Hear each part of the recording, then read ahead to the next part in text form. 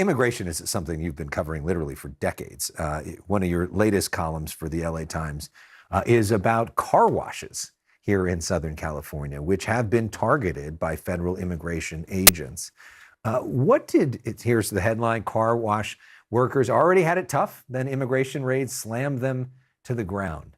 What'd you learn by visiting car washes? Just how the Trump administration really goes for the easiest people they could go. They're bragging, oh, we're taking down Tren de Aragua, we're taking down MS-13. No, they're going after men who devote their time to make wheels shiny. They have gotten at least 380 people in Southern California alone. This is a car wash industry that represents like 3% of all the people there. They're going after men in their 50s and their 60s, people who have families, been 20, 30 years.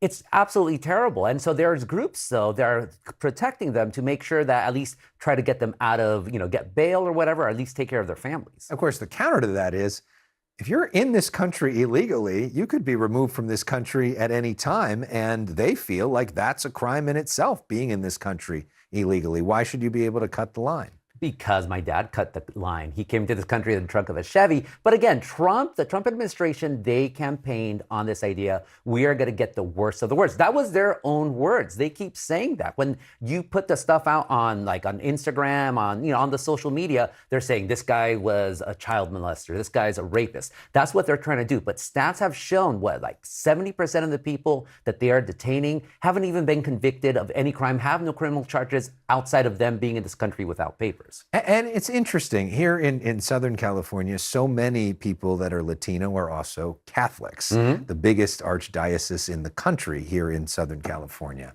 You wrote about the fact that the Catholic Church puts foot down on Trump's mass deportation policy, which is a start. It's interesting that the Pope, the first ever American Pope, now speaking out against the Trump administration immigration policy. I mean, look, the Bible keeps saying, be nice to the stranger, welcome the sojourner. Again and again, the Bible says so much about treating the stranger with respect, with dignity. What did Jesus say? The least among us, that's me and them. I'm forgetting my Bible right now, but that basically is what he said.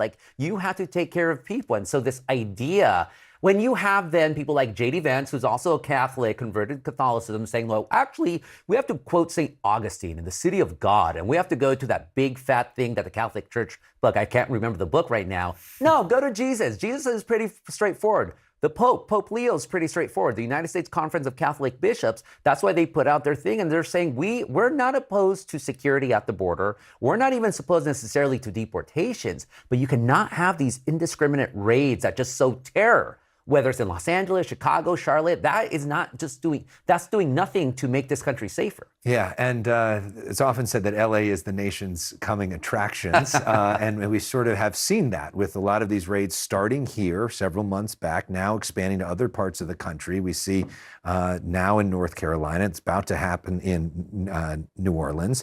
You visited Chicago when this was happening there.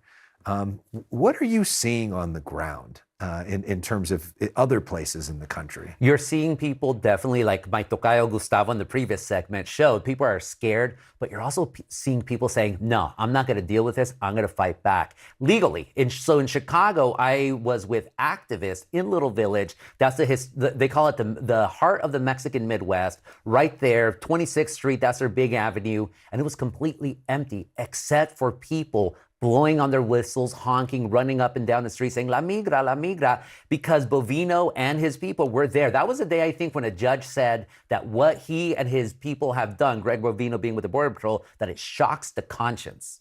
Do you think, though, that the fear and the shock may be the point? That they really want people to self-deport, and that making people scared may get them to just leave the country on their own, which is a lot cheaper and a lot easier for them, and that maybe this is working, that the images for them are helpful?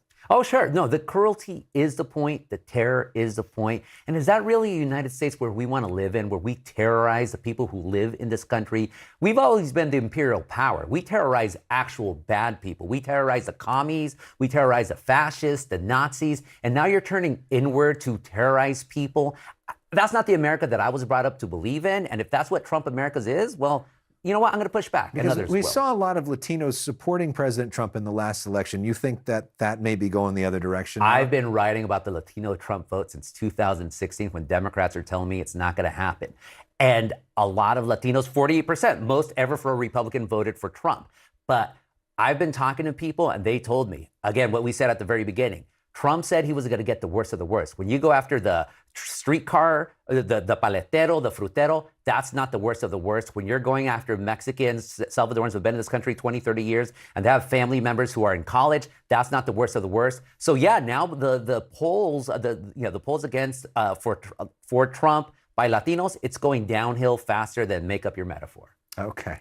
Gustavo, great to have you here. Thanks so much for coming in. We appreciate it. You can check out Gustavo's work at the LA Times or at latimes.com.